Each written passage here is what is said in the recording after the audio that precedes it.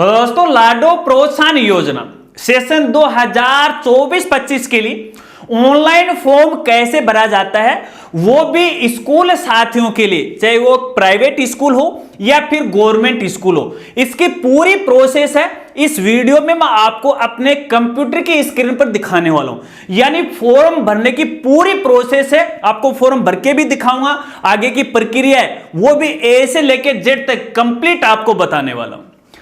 नमस्कार साथियों, मैं हूं आपका अपना साथी राजगुरु जी। दोस्तों लाडो प्रोत्साहन योजना का फॉर्म भरने से पहले खास जानकारी आपके साथ वो शेयर करना चाहूंगा। देखिए इस वीडियो में फॉर्म भरने की प्रोसेस बता रहा हूं। सबसे पहले आपको इसके नियमों के बारे में जानना है, दस्तावेज के बारे में आपको जानना है, इसकी प्रोसेस के बारे में आपको जानना है। इसके लिए हमने हाल ही में एक वीडियो बनाई है जिसका लिंक आपको वीडियो के डिस्क्रिप्शन में मिल जाएगा, पहले उसे समझिएगा। डायरेक्ट फॉर्म भरने की कोशिश मत कीजिएगा, क्योंकि वो कहते हैं ना, एक भी बच्चा छूट गया तो सुरक्षा का चक्कर टूट गया। तो पहले समझिएगा, टाइम है स्पेंड कीजिएगा, फिर ये आगे वाली जो प्रोसेस है मैं आपको वो बता रहा हूं। तो चलिए इसको सीधा मैं आपको अपने कंप्यूटर की स्क्रीन पर वो लेकर चलता हूं। तो दोस्तों सबसे पहले आपको बेनिफिशियरी स्कीम पोर्टल पे आ जाना है, और यहां पर आने के लिए आपके पास दो तरीके हैं। प्राइवेट स्कूल साथी हैं, सबसे पहले अपने पीएसपी पोर्टल पे आएंगे। यहां पर आने के बाद थोड़ा सा आपको यहां पे नीचे आना, और यहां पे देखिए आपको लिंक मिल जाएगा, या फिर यहां पर भी आपको डायरेक्ट लिंक मिल जाता है। किसी एक लिंक पे आपको क्लिक करना है, इस पोर्टल पे आप आ जाओगे। इसके अलावा हमारे जो गवर्नमेंट स्कूल साथी हैं उनको सबसे पहले अपने साला दर्पण पोर्टल पे आना है, थोड़ा सा नीचे आना, और नीचे आने के बाद यहाँ पर देखिए डायरेक्ट लिंक मिल जाता है। इस लिंक पे आपको क्लिक करना है, तो आप भी इस पोर्टल पे यहाँ पे आ जाओगे। अब यहां पर आने के बाद राइट साइड टॉप में आपको देखिए स्कूल ऑफिस लॉगिन का एक ऑप्शन मिलेगा, इस पर आपको क्लिक करना है। क्लिक करने के बाद इस तरह से पेज ओपन हो जाएगा। अब यहां पे देखिए लॉगिन करने के लिए दो तीन तरीके हैं। यहां पे जो गवर्नमेंट स्कूल साथी हैं इस वाले ऑप्शन को है सिलेक्ट करेंगे। इसके अलावा हमारे प्राइवेट स्कूल साथी हैं वो इस वाले ऑप्शन को है वो सिलेक्ट करेंगे। यदि यहाँ पे गवर्नमेंट स्कूल साथी ने इस योजना के लिए इंचार्ज बनाए हैं अपने साला दर्पण पोर्टल से, और उसके माध्यम से यदि आप ये अपना फॉर्म भरना चाहते हैं तो इसको आपको यहाँ पे सिलेक्ट करना है। आप अपनी आवश्यकता के अनुसार यहाँ पे सिलेक्ट कर लीजिएगा। अपने स्कूल की आईडी या साला दर्पण आईडी या पीएसपी कोड आपको डालना, पासवर्ड डालना है। कैप्चा डालने के बाद आपको लॉगिन पे क्लिक करना है। जैसे आप लॉगिन पे क्लिक करोगे तो इस तरह से आप बेनिफिशियरी पोर्टल के अंदर लॉगिन हो जाओगे। अब यहां पे आने के बाद देखिए सबसे पहले तो आपकी एनआईसी आईडी वो दिखाई देगी, और यहां पे देखिए लाडो योजना का ऑप्शन आपको दिखाई देगा। इस ऑप्शन पे आपको यहां पे क्लिक करना है। जैसे आप इस पे क्लिक करोगे तो यहां पे देखिए कुछ इस तरह से इंटरफेस आपको दिखाई देगा। सबसे पहले आपको यहां पे अपना जो सेशन है वो सिलेक्ट करना है। सेशन 2024-25 सबमिट वाले ऑप्शन पे आपको यहां पे क्लिक करना है। अब यहाँ पे आपने जिस आईडी से लॉगिन किया है बाय डिफॉल्ट यहाँ पे देखिए गवर्नमेंट या प्राइवेट है सिलेक्ट होते हुए आपको यहाँ पे देखने को है वो मिल जाएगा। इसके बाद यहाँ पे देखिए लेफ्ट साइड में काफी सारे ऑप्शन या मेनू आपको दिखाई दे रहे हैं। यहाँ एक ऑप्शन दिखाई देगा स्टूडेंट फॉर्म, इस वाले ऑप्शन पे आपको यहाँ पे क्लिक करना है।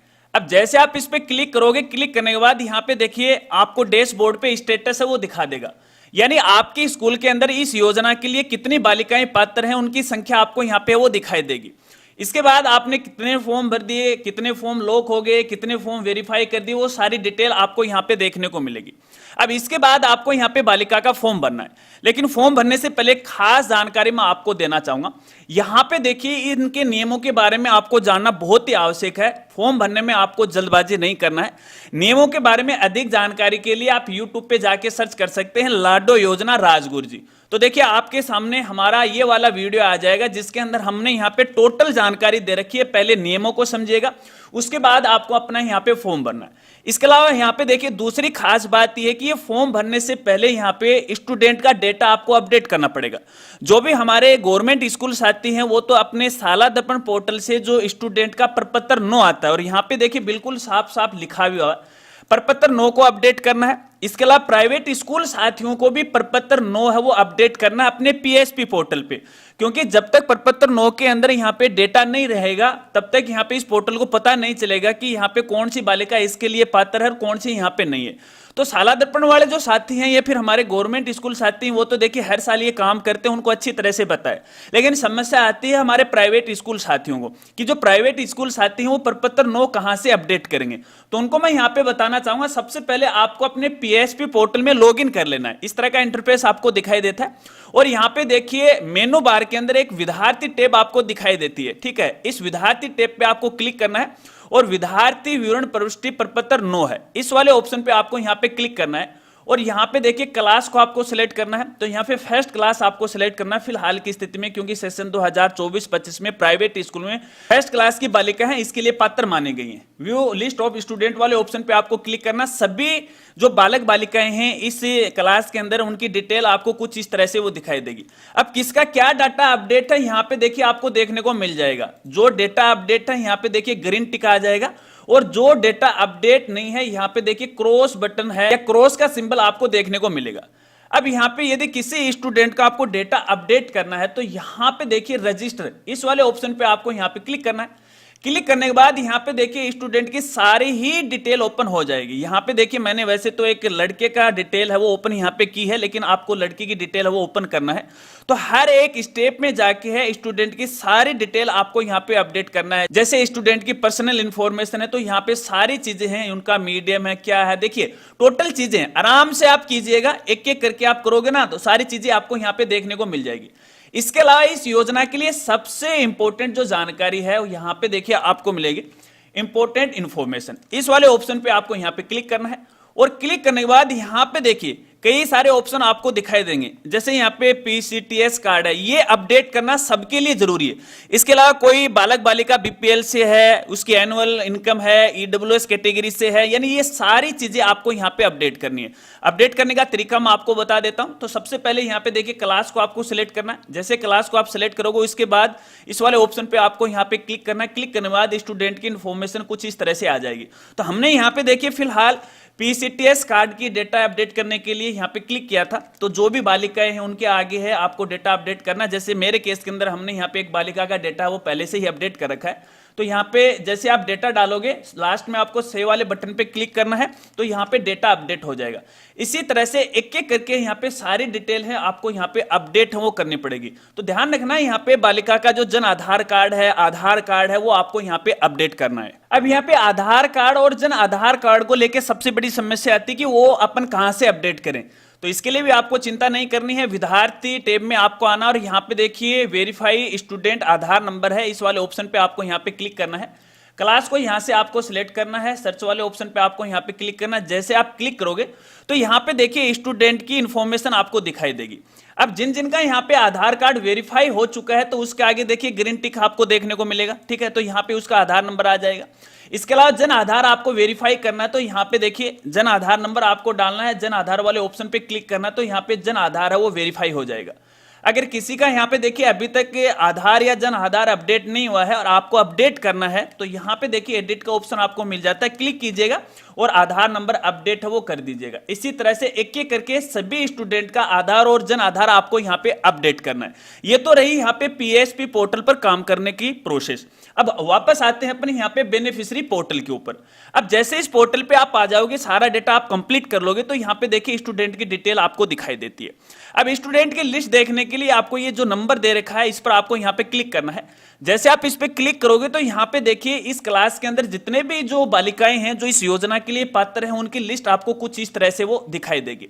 अब यहाँ पे देखिए इसका स्टेटस आपको नजर आ रखा, पेंडिंग आ रखा। पेंडिंग का मतलब है अभी तक कि इस बालिका का कोई भी जो फॉर्म है वो भरा नहीं गया है, इसकी कोई प्रोसेस है वो नहीं की गई है। अब जिस भी बालिका का आपको यहाँ पे फॉर्म भरना है, पर्टिकुलर उस बालिका के आगे जैसे मैंने यहाँ पे ये एक बालिका मैं ले रहा हूं, ठीक है ना, व्यू और फिल वाले ऑप्शन पे आपको यहाँ पे क्लिक करना है। जैसे आप इस पे क्लिक करोगे तो बालिका की कुछ बेसिक इंफॉर्मेशन आपको यहाँ पे वो दिखाई देगी।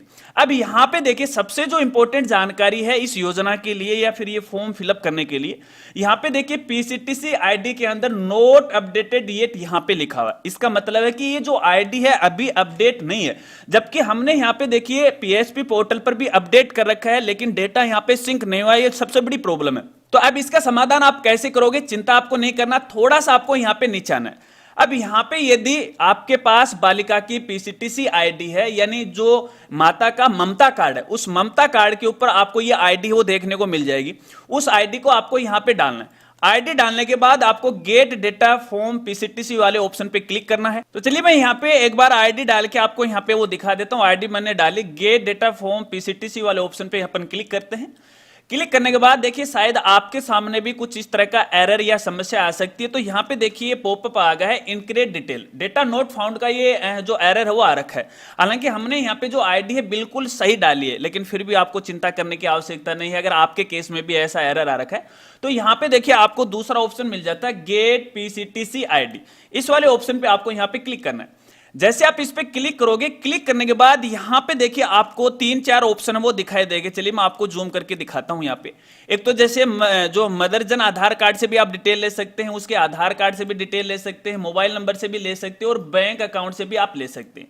अब यहाँ पे देखिएगा यदि अपन आधार कार्ड को सिलेक्ट करते हैं तो यहाँ पे जो माता का आधार कार्ड है आपको यहाँ पे डालना पड़ेगा, और यहाँ पे जो बालिका है उस बालिका की डीओ भी आपको डालनी पड़ेगी, और उसके बाद आपको गेट डेटा पे क्लिक करना पड़ेगा। लेकिन अभी देखिए मेरे देखने में ये आया है कि यहाँ पे यदि अपन माता का जन आधार डालते हैं या उसका आधार नंबर डालते हैं या बैंक अकाउंट नंबर डालते हैं और डिटेल डालते हैं तो यहाँ पे सेम जो एरर पहले आया था वो सेम का सेम आ रहा है। अगर आपके साथ भी ये लगातार एरर आ रहा है और यहाँ पे जो पीसीटी आईडी है वो गेट नहीं हो रही है, प्राप्त नहीं हो रही है, तो ऐसे केस में आपको यहाँ पे ये जो मोबाइल नंबर वाला ऑप्शन है ना, ये आपको यहाँ पे सिलेक्ट करना है। मोबाइल नंबर जैसे आप सिलेक्ट करोगे तो यहाँ पे देखिए ममता कार्ड के अंदर जो मोबाइल नंबर डाला गया था वो मोबाइल नंबर आपको यहाँ पे डालना, और यहाँ पे बालिका की जन्मतिथि आपको डालना है। तो यहाँ पे देखिए मैंने दोनों ही डिटेल है वो डाल ली है। गेट डेटा वाले ऑप्शन पे अपन यहाँ पे क्लिक करते हैं।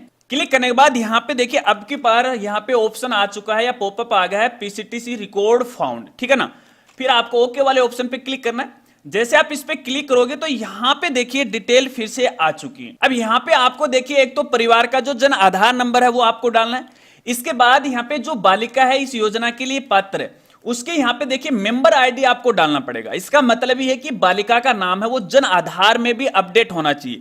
जब तक वो अपडेट नहीं होगा तब तक आप ये फॉर्म है वो फिलअप है वो नहीं कर सकते। ये दोनों ही डिटेल भरने के बाद आपको ये जो कंफर्म वाला ऑप्शन है इस पर आपको यहाँ पे क्लिक करना है। तो यहाँ पे मैंने दोनों ही डिटेल डाल ली है। कंफर्म वाले ऑप्शन पे मैं यहाँ पे क्लिक करता हूँ तो शायद देखिए आपके सामने इस तरह का एक फिर से एरर है वो आ सकता है, प्रवेश इंस्टॉलमेंट इज पेंडिंग। इसका मतलब यह है कि यहाँ पे देखिए सरकार के द्वारा जो दो पहले पेमेंट दिए जाते हैं, 2 किस्तें दी जाती हैं, उनमें से जो लास्ट किस्त है वो अभी तक यहाँ पे अभिभावक को नहीं मिली है, और जब तक ये किस्त नहीं मिलेगी तब तक भी आप ये फॉर्म है वो नहीं भर पाओगे। तो ऐसे में देखिएगा इस तरह के एरर आपके सामने आ सकते हैं। लेकिन अगर किसी प्रकार का कोई एरर यहाँ पे नहीं आता है तो आप इसको वेरीफाई कर दीजिएगा। अब साथियों यदि हमारी सारी डिटेल सही है और यहाँ पे अपन इसको एथोराइज करेंगे तो जैसे इसको एथोराइज करेंगे तो यहाँ पे देखिए रिकॉर्ड सेव सक्सेसफुली का मैसेज है वो आ जाएगा। इसके बाद यहाँ पे आपको जो बालिका है उस बालिका के आधार नंबर आपको फिल करने पड़ेंगे। इसके बाद यहाँ पे बालिका का पूरा एड्रेस पता आपको यहाँ पे लिखना है। इसके बाद बालिका के बैंक खाते की डिटेल आपको डालना पड़ेगा। यदि बालिका के नाम से बैंक खाता है और वो जन आधार कार्ड के साथ लिंक है तो आपको यहाँ पे यस करना है।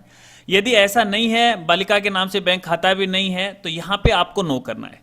जैसे आप यहाँ पे नो करोगे तो बालिका की माता का जो बैंक खाता जो जन आधार कार्ड के साथ लिंक था उसकी डिटेल आपको कुछ इस तरह से वो देखने को मिलेगी। इसके बाद निम्न दस्तावेजों की जांच कर ली गई है और लाडली योजना के तहत आवेदन सही है। इसके बाद यहाँ पे जो भी परिवार का जो पीसीटी आईडी कार्ड है यानी ममता कार्ड है और पेरेंट्स का जो अलाउ सर्टिफिकेट है वो आपको यहाँ पे है एक पीडीएफ में उसको जोड़ के उसके बाद आपको यहाँ पे अपलोड करना पड़ेगा।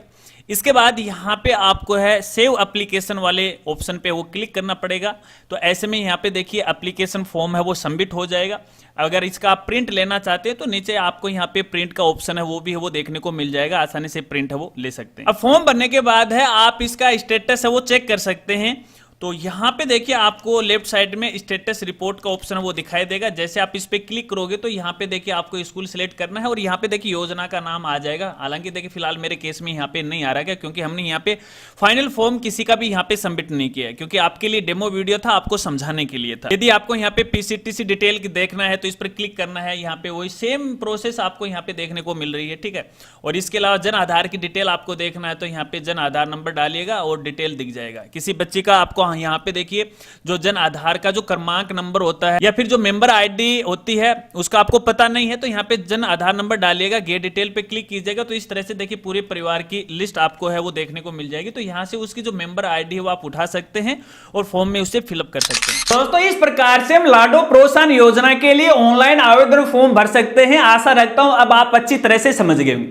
लेकिन फिर भी आपके सामने किसी प्रकार की कोई समस्या आ रही है या फिर आपका कोई सवाल है, तो बेझिझक आप मेरे साथ शेयर कर सकते हैं, वीडियो के नीचे कमेंट भी कर सकते हैं। इंस्टाग्राम पर भी अपनी बातें है वो मन में बेच के मैं तारी बातें पर पूरा गौर करूंगा और तारी समस्या को समाधान करने की पूरी मैं कोशिश करूंगा। अगर वीडियो जानकारी आपको अच्छी लगी तो वीडियो को लाइक कीजिएगा, अपने दोस्तों के साथ वो शेयर कीजिएगा। मिलते हैं फ्रेंड्स अगली एक नई वीडियो के साथ, तब तक के लिए जय हिंद, जय भारत।